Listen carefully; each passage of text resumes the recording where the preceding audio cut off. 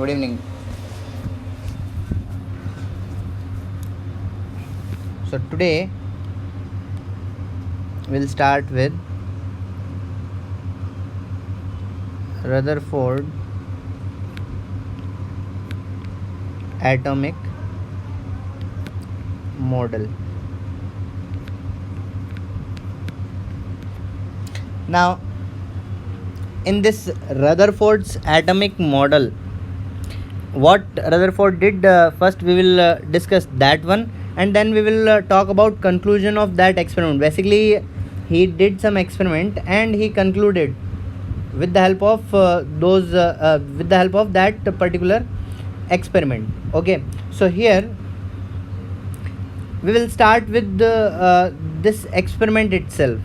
So Rutherford carried out this experiment by bombardment of alpha particle on different atoms.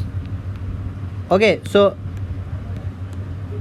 this bombardment of alpha particle first we discuss, and we will understand what is alpha particle, what are alpha rays or different radiations. See, first of all, I guess many of you might have this idea about radiations or electromagnetic radiations. First I'll talk about that. See,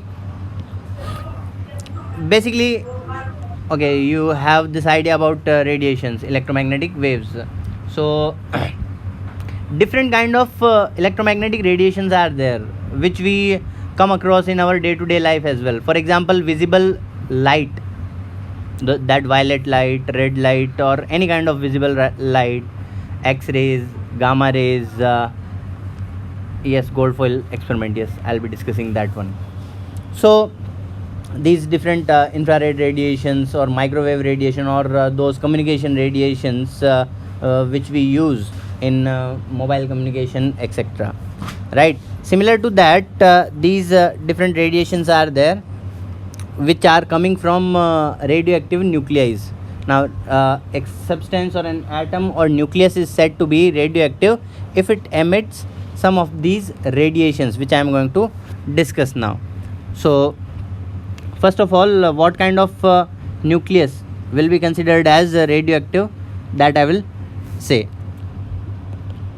Any nucleus or atom with atomic number greater than 82 or 83, I could write either lead or bismuth,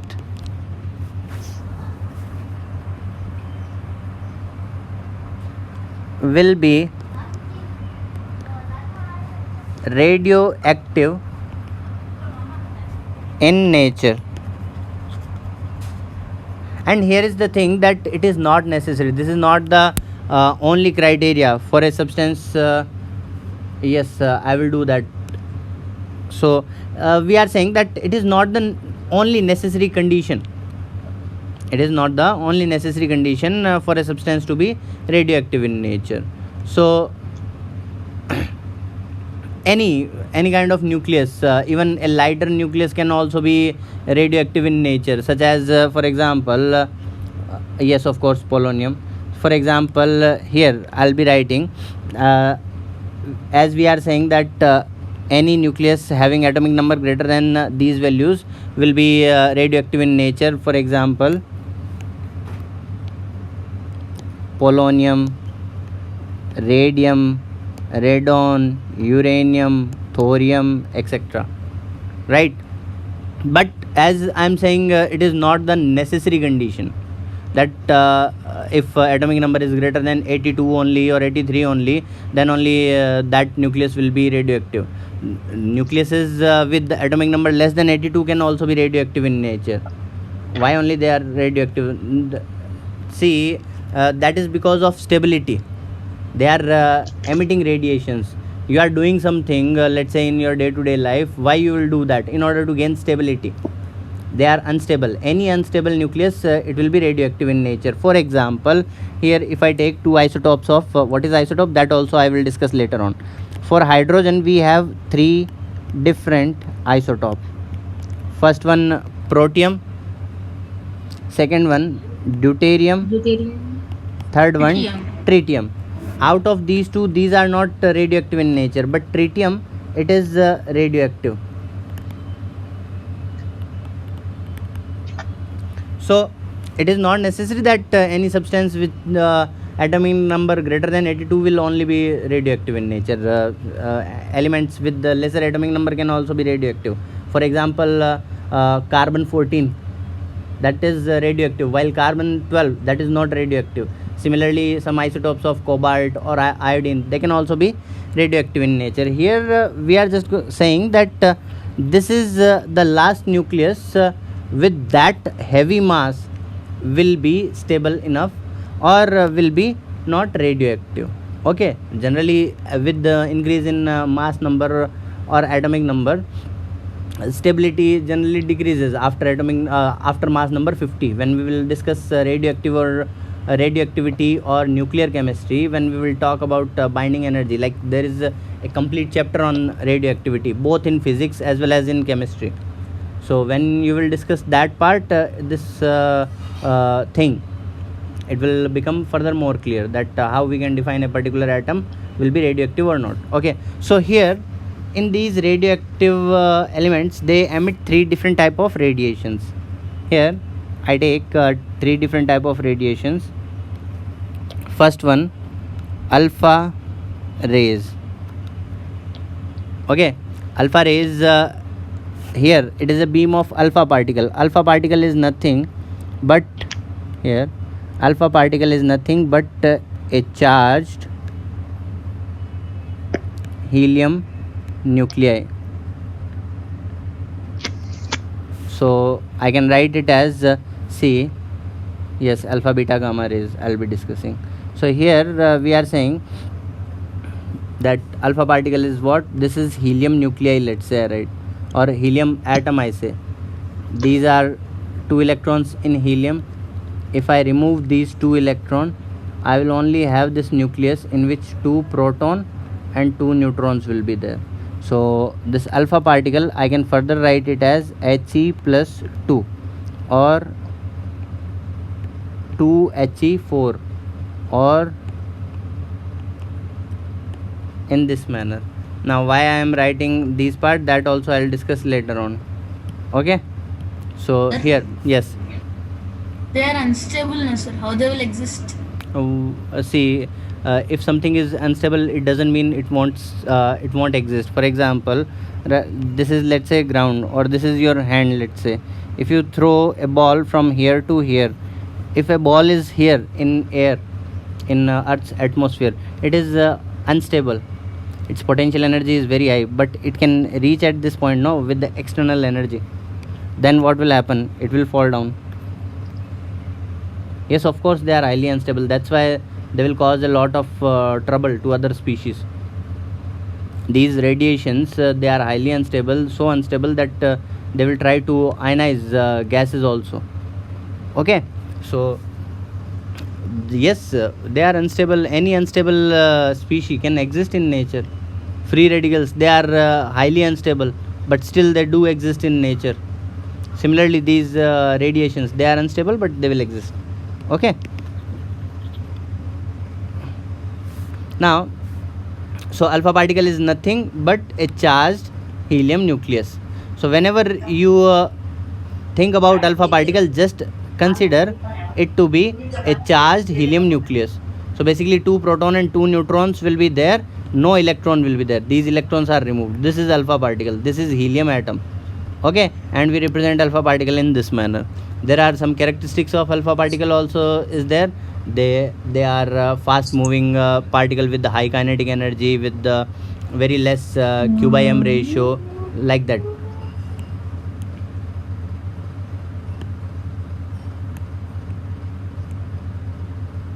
Okay, so these are some of the characteristics of alpha particle, as well as they are fast moving particle. They can penetrate through metal foils or metal sheets. Their penetration power, it will be different. Right now that is not our matter of concern.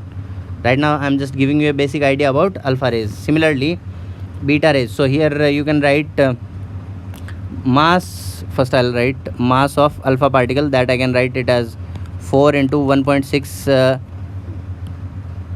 nearly 1.67 into 10 to the power minus 27 kilogram. That is mass of alpha particle.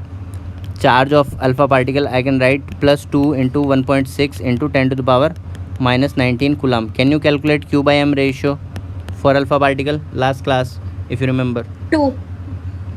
2. Q by M ratio will be 2 kilometer. 2 light year. 2 liters. What?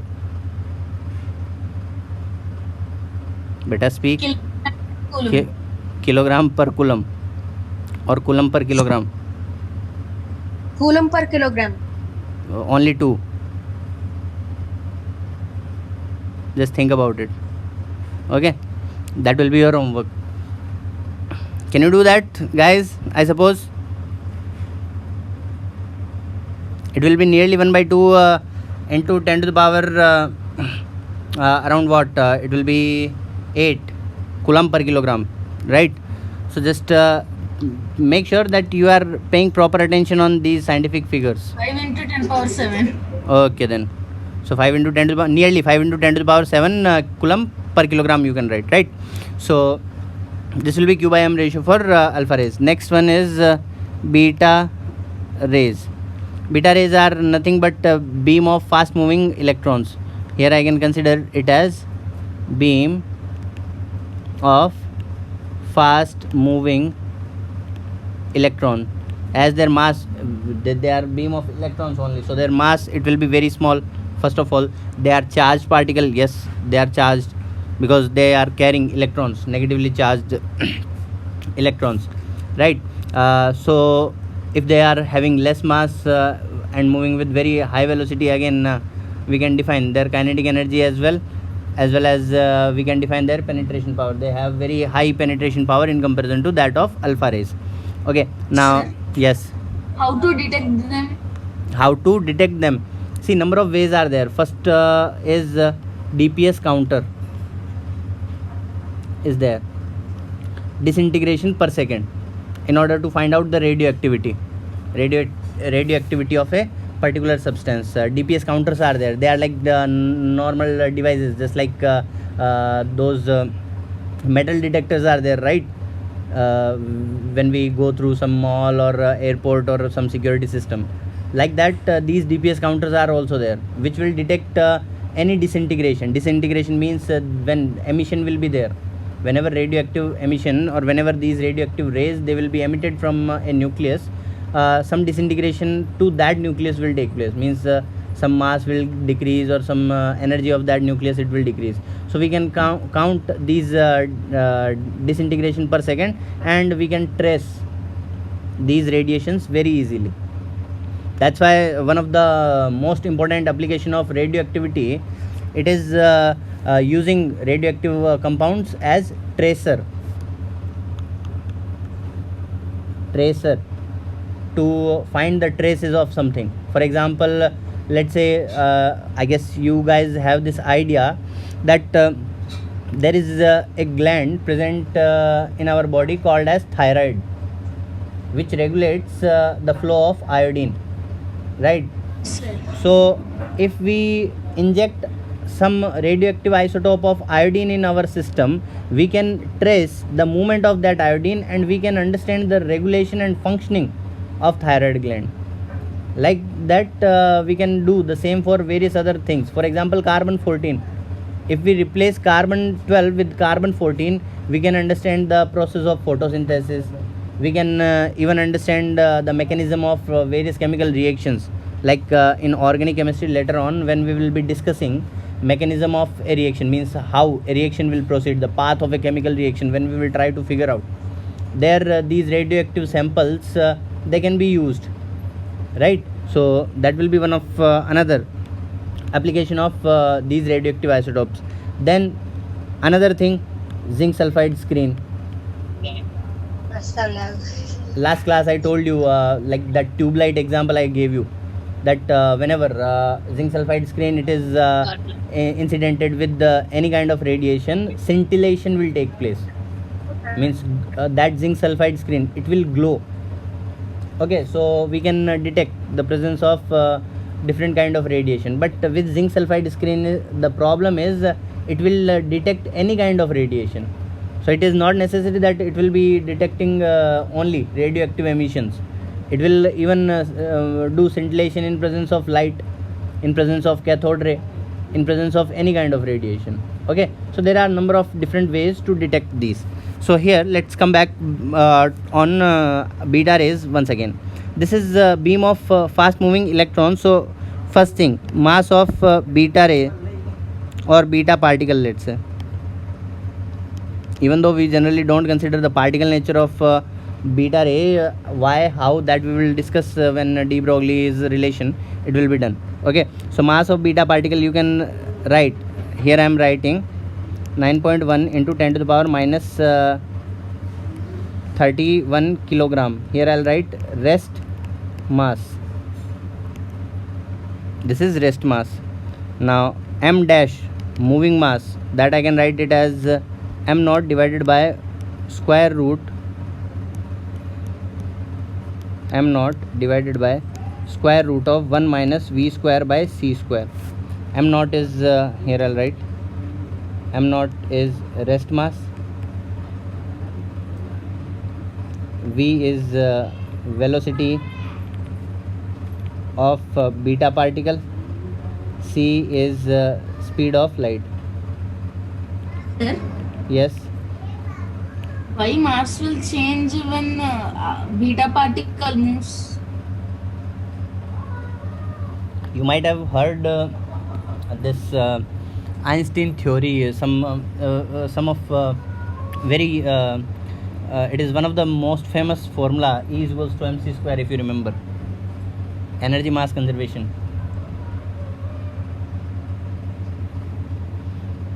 We according to that, Einstein he said that if there is a very fast moving particle, if there is a very fast moving particle, the particle nature of that matter, it will be converted in form of energy. That's what we call as energy mass conservation. So mass, it will be changing. See, But mass do not change. yes, mass it does not change. Rest mass it does not change. That that will get converted in form of kinetic energy of that particle. So if mass it get converted into radiation, E I can write as mc square. That will be same as that of E will be equals to h mu, if it is considered as wave. Later on in this chapter itself I will discuss that part.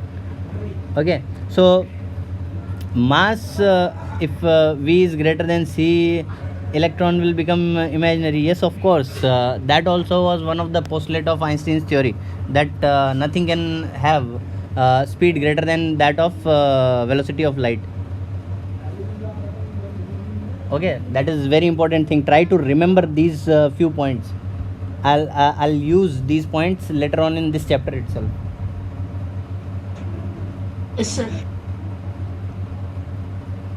Okay, so that's why I am writing that particle nature, it will be not significant enough. So here mass we have written, and next thing, that will be charge on beta particle. Charge on beta particle can we write?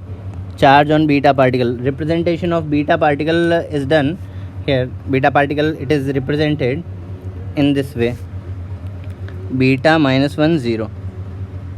Okay, so here charge on beta particle, we can write it as minus 1.6 into 10 to the power minus 19 coulomb. So Q by M ratio we can calculate for beta particle also. Okay, next is gamma rays.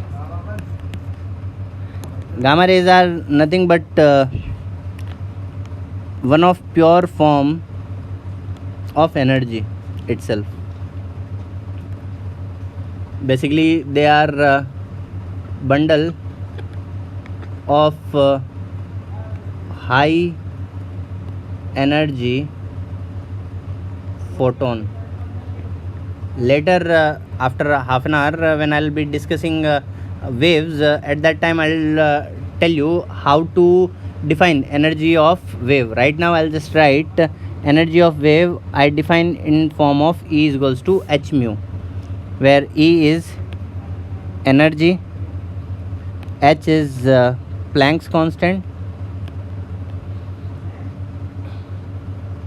whose value I'll write it as 6.626 into 10 to the power minus 34 joules second inverse. Sorry, joule second. Okay, then this mu, that is called as frequency of wave. What is frequency, what is wave, that part I'll discuss very shortly. Okay, as soon as this Rutherford's model I'll discuss. After that I'll start waves. Then this frequency of any radiation, it can be for frequency of wave or here I'll write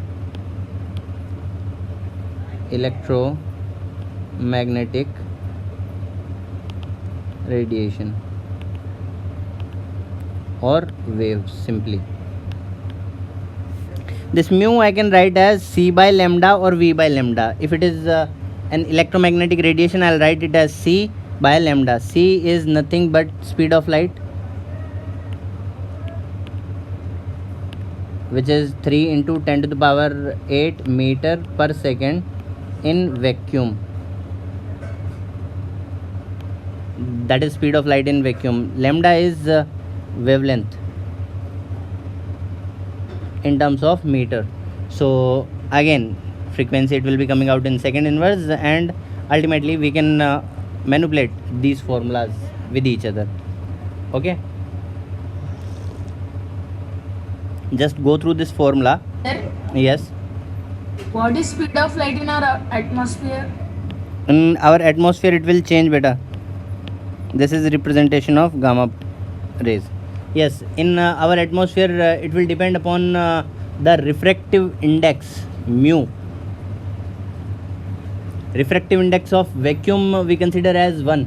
Refractive index of Sir. air will be around 1.1 or like that.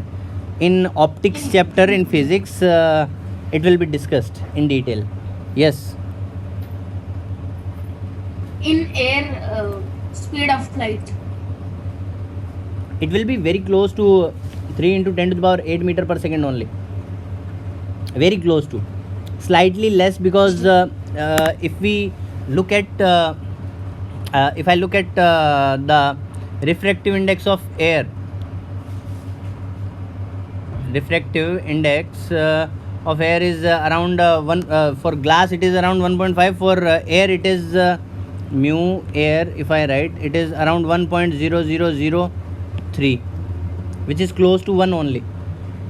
This refractive index it will change the wavelengths. It will change the wavelength of different radiations. So with the help of those different radiations, if wavelengths are changing, speed of light it will also change, but frequency it will remain unaffected. In wave optics and ray optics, this part it will be discussed. Okay, in detailed discussion of these refractive index etc., that will be in optics. Okay, so don't worry. In air also we generally consider, for problem solving we consider air, in air also the speed of light we consider as 3 into 10 to the power 8 meter per second only. Sir, Hmm? can we create perfect vacuum on Earth? Can we? Sorry, I didn't get you. Can we create perfect vacuum on Earth? Yes, it depends. Like for what size you are going to create vacuum. Like even you create vacuum without any special instrument right now. Like you just close your hands in a particular way and you suck out air from in between your hands. Like in winters generally we used to do. We used to blow air through our hands. Same way we can take out air. Like vacuum is nothing but absence of air. But it is not perfect vacuum. Yes, of course, it is not perfect vacuum. Then how to create that create a one? Anyway, it will be off the topic, but I will tell you. First of all, I'll explain the experiment or this observation which Rutherford did. First, I will discuss that part, and then I'll come to conclusions of Rutherford's model. So, Rutherford, what he did, he just bombarded metal surfaces with fast-moving alpha particles. Okay, so here.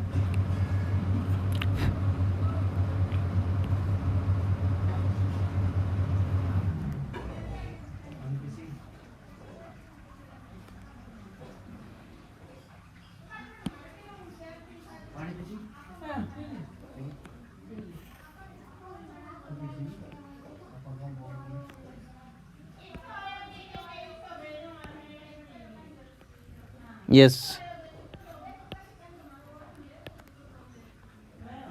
let's say this is a lead container we are taking, in which I have placed one radioactive isotope, one sample of, let's say I start with radium isotope, which radiate alpha rays. Okay, Madame Curie, she discovered one of these radioactive isotope of radium, which She radiates. died because of that reason. Yes, after, later on, see, they are harmful, but that harm, it depends upon the concentration and the exposure. Like nowadays also, in our day to day life, we are exposed to radiations, different kind of radiations, whether it is nuclear radiation or different kind of radiation, but still that harm, it will be observed, or it will depend upon the total exposure only. Okay, so here this particular radium isotope I have taken, and so this radioactive isotope, it will be emitting different type of radiation, particularly this isotope which I have taken, let's say, which is radiating alpha rays. Okay, and here I have separated this lead container with the one gold foil. Here this gold foil I have taken. Why gold foil? That I will discuss soon.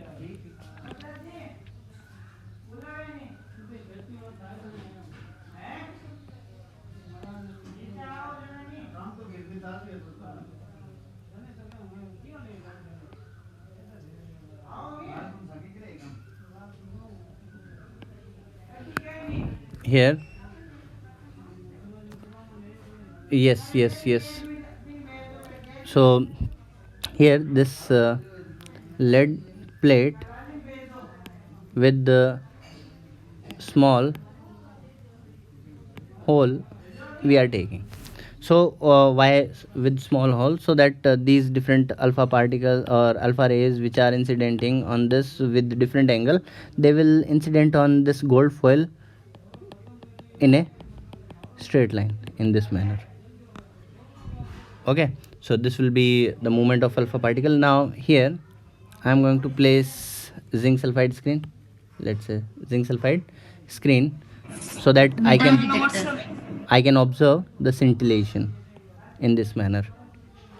Okay, so here what we observed, that most of these alpha rays, they passed undeflected,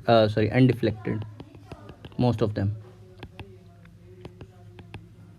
Okay, here I write most, means around 99% will pass through this gold foil undeflected. Few of them, very few, not very few of them, here I'll write few of them, one in 10,000. in sorry in around 20,000, 10,000, like that, 2,000, 10,000, like that. few of them, they get deflected. Very few of them, here I am just showing this angle here. Let's say this is theta, small angle deflected. This deflection, if I am observing, this is not actually an angle. This is like I cannot place zinc sulfide screen here. That's why I have just placed it just above this one. So this angle, this is almost 180 degree. This angle here 180 degree. Yes, angle less than 90 degree only. This theta, small angle. I write. And here I write very few. Yes, we are asked. Sir, Yes. when alpha particle passes through gold foil, Mm-hmm. attract gold's valence electrons, no, sir. Yes. Because alpha particle is positively charged and Yes. gold particle have negative charged valence electrons. Not just valence electron, many of the electron, around 50 electrons will be there. No, sir, it must attract those electrons, no, sir. Yes, it will attract those electrons, as well as those electrons will also be attracting these alpha radiations. Yes, that you are having very genuine doubt. I'll explain that one also. Yes, ask. If it will attract, it must become stable, no, sir. It must become unstable. Why it will become stable? See, it's like just imagine. Sir, if for alpha particle, if we add to let me finish this part. Let's say you love sweets. Okay, I take 1 kilogram of sweet, let's say cake. Okay, I take one kilogram of a cake. Alpha particles are quite heavier particles, right? Electron in comparison to an electron, their mass is almost 7,000 times greater than that of electron, right? So just consider that you love cakes, means sweets. You have some attraction between you and cake, and a very fast moving cake, like with the speed of 200 kilometer per hour. Okay, fast moving cake around of weight, let's say 100 kilogram or 200 kilogram, is passes through very close distance of you. Will you be able to hold that cake, like 200 kilogram cake, if it is there? Like, can you stop that cake? Just imagine. no, sir. No matter how much attraction is there, size of that electron is very small, first of all, right? And size of that alpha particle is very large, as well as that alpha particle is moving with very fast speed, as well as that alpha particle, it will be having very high momentum, high kinetic energy. Also, the mass of that alpha particle is much larger in comparison to that of electron. So it won't get combined with that valence electron or any of the electron present in gold atom. Is that clear? Any other doubt? First go through this experiment so that No, sir. we can see that three things we have observed, that most of the particles, almost 99% of the particles, or not particle, alpha rays, they pass through this gold foil undeflected. Means they are not touching anything, or they are not getting affected by anything. Is that correct? Second, few of them, like 1 in 2000, 10,000, they will get deflected by very small angle theta. And rarely, very few of them, they will get deflected by an angle of 180 degree. Correct? So here we observe, first of all, this observation I'll try to write here. I'll start with first one. Most of alpha particles, around 99%, passed through gold foil without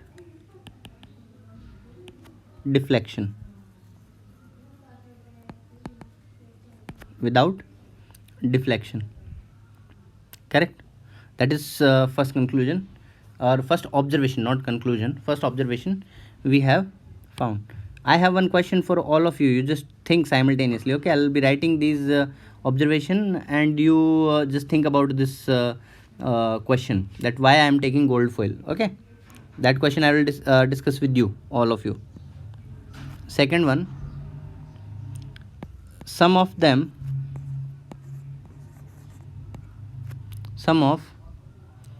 alpha particles. See, when I'm writing alpha, I'm writing particles, sometime I'm writing rays. While when I'll be writing beta, I'll always be writing beta rays, gamma rays. I'll never write beta particle or gamma particle. Okay, why? How? That part again, it will be discussed later on. Just keep that part in your mind as a question. Okay, that some other time when I'll be discussing particle and wave things, then you should ask that kind of doubt. Okay, so here I won't waste time on that part. I'll just come towards these observations. Some of the alpha particle, like 1 in 20,000, passed very close to center of atom and deflected by small angles. By small angle. Third one, very few of them get deflected back. Very few of them get deflected back.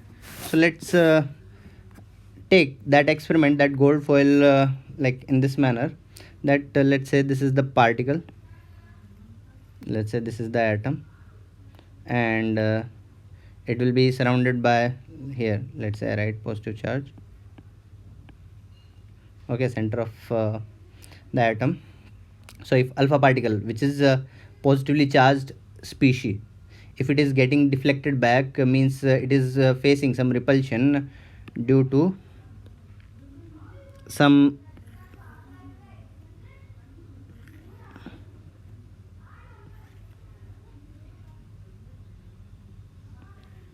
like species. So here it is passing closer to the nucleus, get deflected in this manner.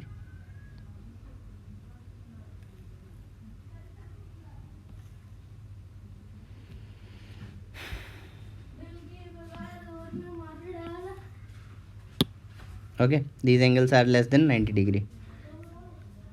Few of them, let's say, reach up to this point. I'm writing, let's say this reach some particular distance, I'll write, let's say up to this distance, and then they will get deflected back by an angle of 180 degree. Very few of them. And this I write as R. Let's say I write this as R.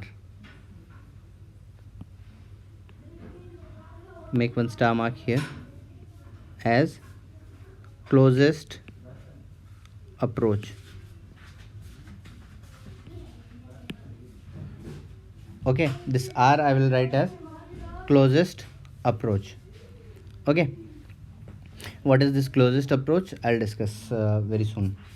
Now here we observe many of them, they are passing undeflected, means they are not facing any kind of attraction or repulsion. few of them they are facing, which are passing very close to the center of atom, they are getting deflected. Why? Because alpha particle, they are also carrying positive charge, and if they are getting deflected, or they are being repelled by something, which means that particular part, it is also carrying that kind of positive charge that we have observed, which means center of the atom that is having a positive charge. Okay, as well as alpha particles are like moving elephants. Okay, it's like you observe that there is an invisible wall you cannot see, let's say, and you are throwing stone on that wall. Okay, just imagine it. And let's say you are throwing thousands of those stones, most of them they are passing undeflected. Right now we are not talking about charged particles, let's say I am just talking about stones. Few of them they get deflected, means their path, it is getting changed. Very few of them, one or two of those stones, they get deflected back, means they are colliding with something of equal mass or equal weight. Like those alpha particle, like moving elephant, they are colliding with those atoms or some particular thing which is having either equal weight or more weight than that of alpha particle, or more rigidity than alpha particle. Remaining area, it is vacant only, or it is containing very small particles such as electrons. So from there, Rutherford, he concluded that 99% space of the atom, that is empty, and which contain negatively charged electrons. Yes, what happened? Okay, so Rutherford, he concluded that 99, more than 99% of the space, it will be empty in the atom. Most of the mass, it is concentrated, the maximum mass, or the almost the whole mass of the atom, it will be concentrated on the center of the atom, which he later called as nucleus. And this nucleus, it is positively charged. Because of this nucleus only, these alpha rays, they are getting deflected. Okay, so these are some of the conclusion he made, and he gave as some postulates. So first I will write those postulates, and then you remind me to talk about this closest approach also. Okay, so first let's talk about these salient features of Rutherford's model. These are observations. Okay, I don't have to write heading on each part, right? So here, next I'll take main features here of Rutherford's model. I'll start with first one. The atom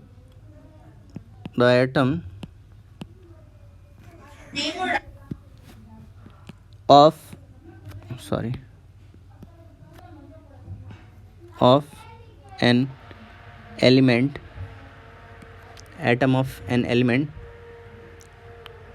consists of a small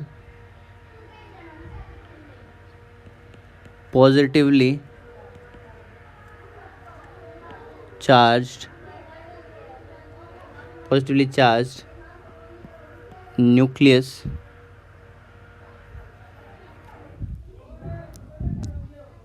which is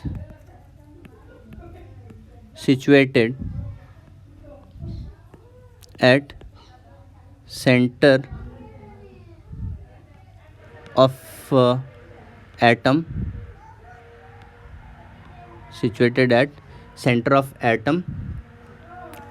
and carries almost the entire mass of atom, or at least 99.999% of the mass, because mass of proton or neutron, it will be around 1800 times more than that of electron, right? That part we can write. Second, electrons are distributed electrons are distributed in the empty space of atom around the nucleus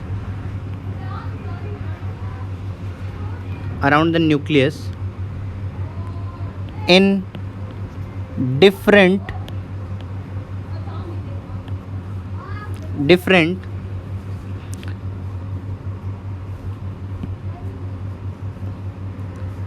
arbitrary, see I'm writing with the different colored pen because this part is important, and pay attention on this part. Okay, arbitrary concentric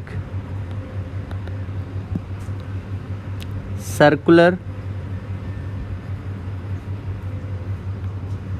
path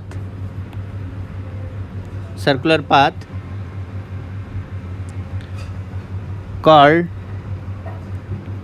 orbit.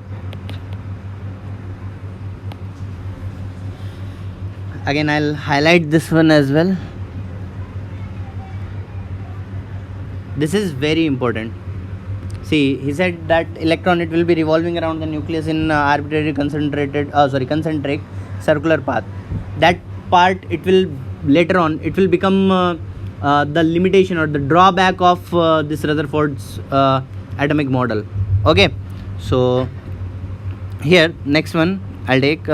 Also, we will say that as we are saying that these electrons, they are distributed in the empty space, which mean next point, let's say I write third one, the volume of nucleus is negligibly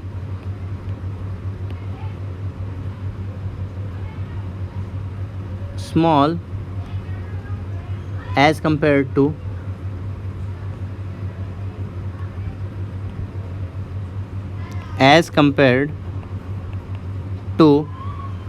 that of volume of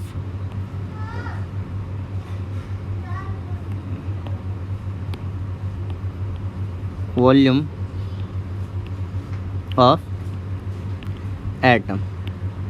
Here I'll write means most of the part of atom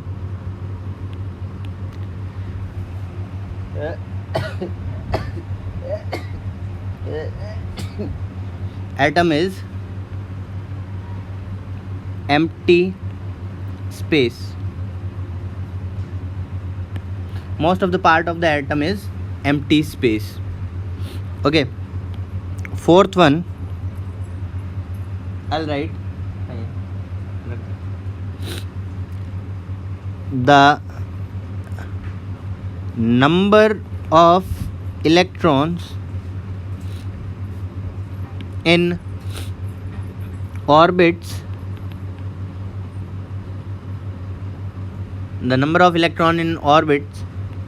is equal to number of positive charges, that is proton, which is in nucleus, which is inside the nucleus. Hence, atom is electrically neutral.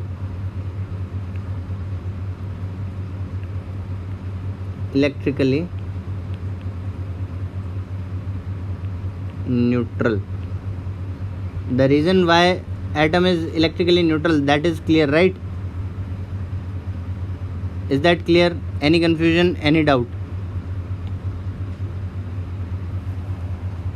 Clear? These are some of the main features of this Rutherford's model. Now here I just go through these points. I guess you have already gone through them, and also whatever we have discussed, you can clearly conclude these things from that model. Here I'd like to take one very important part, and I'll suggest you to remember them as well. Here I'll write size of nucleus. Why I am discussing this, you will come to know later. Size of nucleus I am going to write here directly. First of all, I'll write size of nucleus. It can be defined as r. R is radius of nucleus. R is equals to r naught a to the power 1 by 3, where r is radius of nucleus of anything or any atom. R naught is constant, whose value we write as around 1.4 into 10 to the power minus 15 meter, or I can write it as 1.4 Fermi meter. Fermi stands for 10 to the power minus 15. Okay. A is nothing but mass number. That is basically number of proton plus number of neutron. Is that clear? Any confusion, any doubt that we can write? I have one or two small questions for you. Question number 1. Radius of nucleus of hydrogen. Second, radius of nucleus of let's say some element XA125. Question number 3. Can radius of nucleus of any existing element be more than 10 Fermi meter? These 3 questions are there. You have 1 minute. Just give me the answer quickly.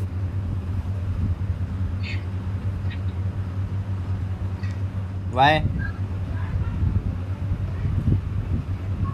Why? Because as the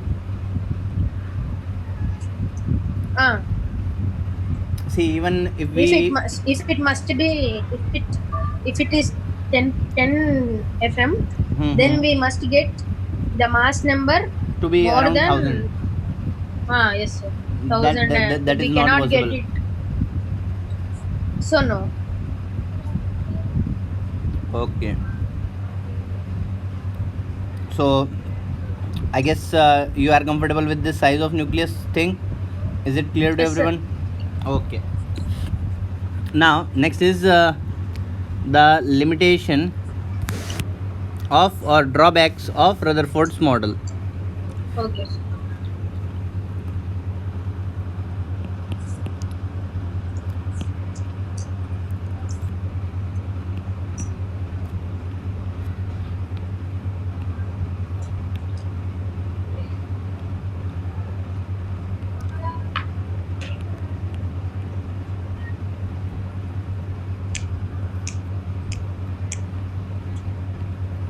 Drawbacks of Rutherford's model. Model. First one, that is very important thing, and you just try to remember this one. This was not according to the classical theory of electromagnetism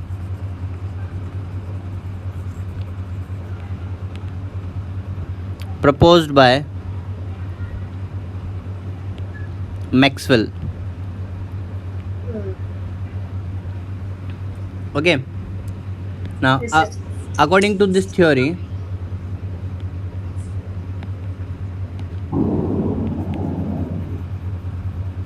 according to this theory,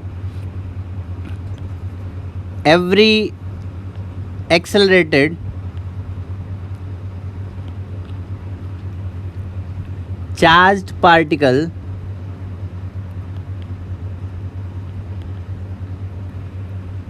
must emit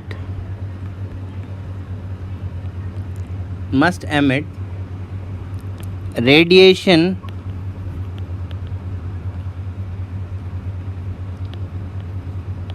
in form of electromagnetic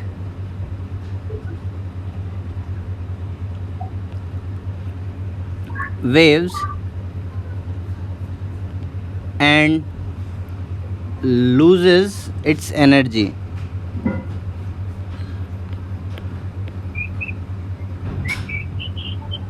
Now, because of this, what will happen? Let's understand.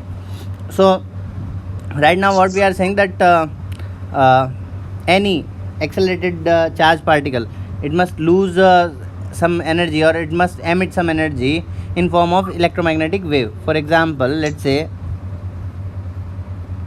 there is this charge particle moving with some v velocity, so some acceleration is there, right? Angular acceleration will be there, so it must radiate, it must emit some energy in form of radiation.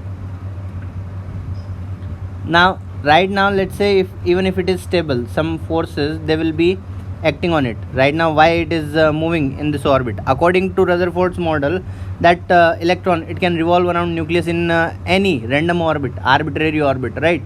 So here, some force on this electron, it will be acting in this direction as mv square by r, that is, let's say, f1. Similarly, Centrifugal. sorry, yes, centrifugal force. Here electrostatic force will be acting. The charge on nucleus I can write as Ze plus Ze, and charge on electron minus E we are writing. So this F2 I can write it as K Q1 Q2 by R square, electrostatic force, Coulomb's law. So this can be further written as 1 upon 4 pi epsilon naught Q1, that is charge present on nucleus, Ze.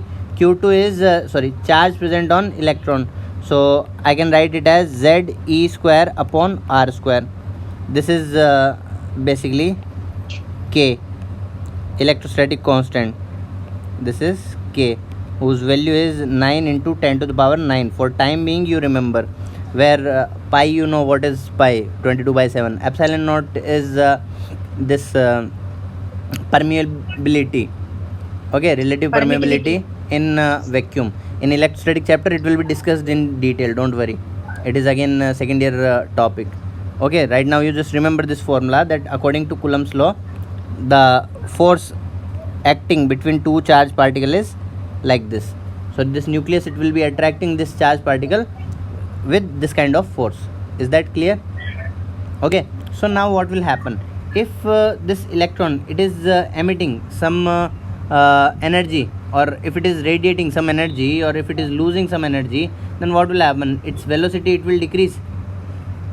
If its velocity means, if its kinetic energy is decreasing, means its velocity is decreasing, so force acting on radially outward direction, that centrifugal force, it will decrease, correct? This force, it will remain constant. So right now these two forces are balancing each other, but as soon as this change in force will be there, now what will happen? This electron, it will get pulled toward nucleus by larger extent, so it will start to move in this direction, and ultimately it will fall inside the nucleus, which does not happen.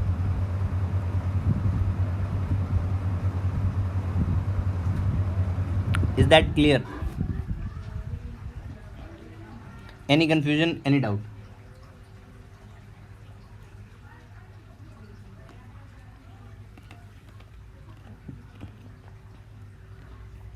Correct only. That was one of the biggest drawback of Rutherford's model. Otherwise, we could have accepted this model and we could have studied this model only.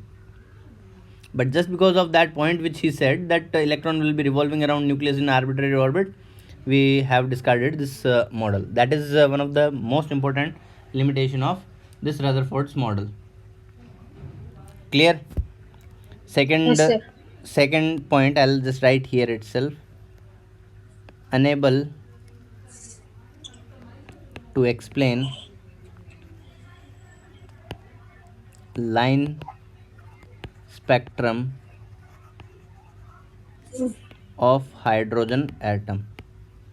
Now the second point you won't be able to understand for time being, because what is line spectrum of hydrogen atom, that when I will discuss Bohr's model, after that you will be able to understand this one. Right now we are just saying that this Rutherford's model, it was unable to explain when this line spectrum was proposed. This model, it cannot even explain that line spectrum of hydrogen model or hydrogen atom. Is that clear? Any confusion? Yes, sir. Any doubt? No. Sure. Yes. So now I have two questions. See, this was all about Rutherford's model. Okay. Now I have two questions for you guys.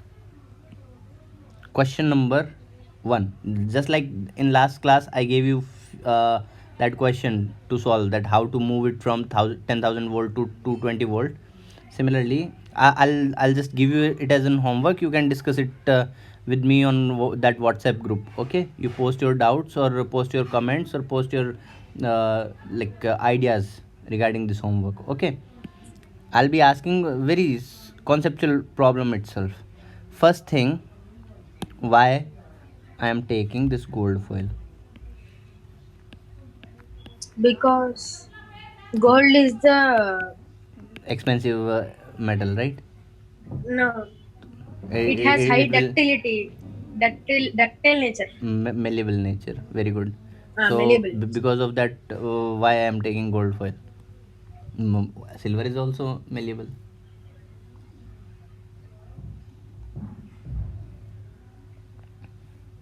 Anyway, you are very close. You just give it a try. Okay, that is your homework. You can discuss it later with me. Okay, that is one of the question. Next question was here. This closest approach I am writing.